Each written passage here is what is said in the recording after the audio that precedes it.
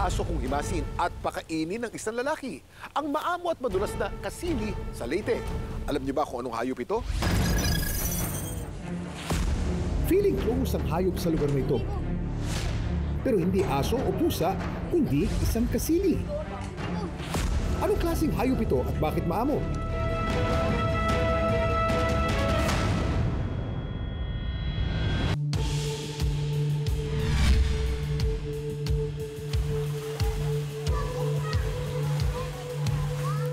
Sa sapang ito sa Matalom, Leyte, magkaibigan daw ang tao at ang mga tinatawag nilang kasili.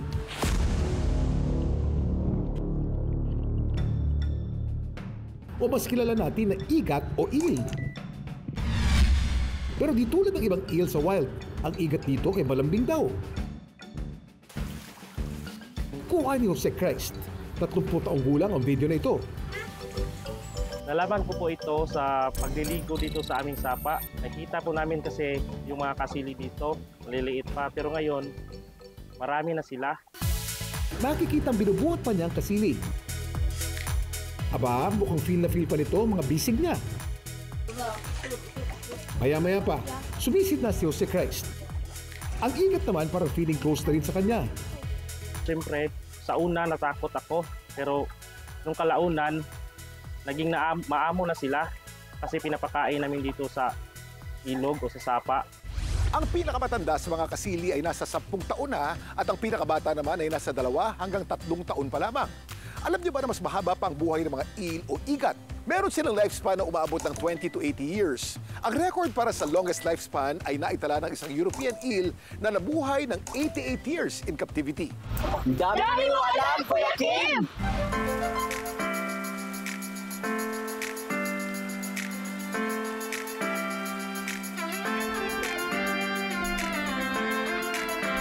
Yung mga kasili, mga 1 metro ata yung pinakamalaki, pinakamahaba. Yung iba naman, mga half meter. Ang igat ay matagal na raw naninirahan sa sapa. Sa halip na ulam, kaya ng nakagawian ng mga taga-barangay Santa Fe sa Matalom, Leyte, inaalagaan at tinuturing na itong kaibigan ng marami.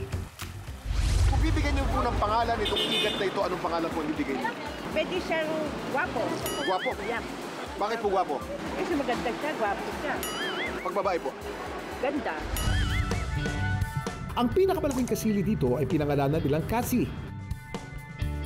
Si Cassie mahilig daw sa lechon o kaya naman ay fried chicken. Sosyal ka, Cassie, ha? Hindi daw talaga pangit kabanding si Cassie at iba pang kasili dito. Dahil ito at marami pa kaming video na nakuha na nagpapatunay ng pagiging friendly niya. Si Aling Flor na madalas naglalabas sa sapa, napakwento rin tungkol sa kasili sa kanilang lugar. Ang mga kasili na ito, nahahawakan namin, pinapakain namin, inaalagaan namin, nagpapakarga na sa amin. Hindi na kami takot sa kanila, hindi kami kinakagat kasi sanay na kami sa kanila, sanay rin sila sa amin. Sila po ang nag-aaliw at nagpapawala sa stress dito sa aming barangay. Malaki daw ang naitutulong ng mga kasili sa kanilang komunidad, higit pa sa saya at aliw na nadudulot ng mga ito. Sila yung papalakas ng daloy ng bukal sa tubig namin. Kahit anong init, hindi nawawala ang tubig. Ano kaya ang masasabi ng eksperto kung bakit ganito kaamo ang mga kasili o eel sa lugar ni Jose Chris? At ano nga rin kaya ang uri ng eel na ito? Ang mga eel ay nakikitang friendly ng mga taga Santa Fe ay freshwater eel na may scientific name na Anguilla marmorata. Dito sa atin, sa Leyte, mayroon tayong Anguilla japonica at Anguilla marmorata. Itong mga ito na eel, medyo may kurente pero hindi nakakas sa mga tao kasi konti lang ang ma-excrete niyang kurente. Hindi gaya ng electric eel. Ang freshwater eels tulad ng matatagpuan sa Leyte ay Catadroma species. Ibig sabihin, ginugugol nila ang pamumuhay sa freshwater at nagmamigrate naman sa dagat para mangitlog.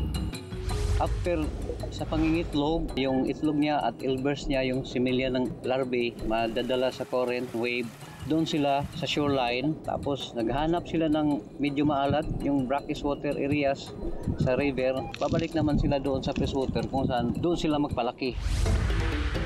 Ang eel ay may kakayahang makamemorya, matuto at mag-adapt, lalo na kapag may regular silang pakikisalamuha o interaksyon sa mga tao.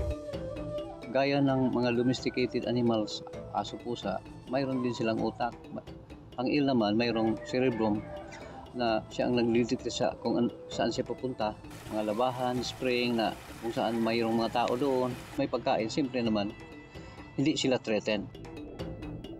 Ito rin ang dahilan na naisip ni Jose Christ kung bakit ito maamo sa kanila. Kasi palagi po ito pinapakain ng mga labandera o ang mga residente dito nangaliligo. Kaya yung mga kasilip, itinuturing namin kaibigan.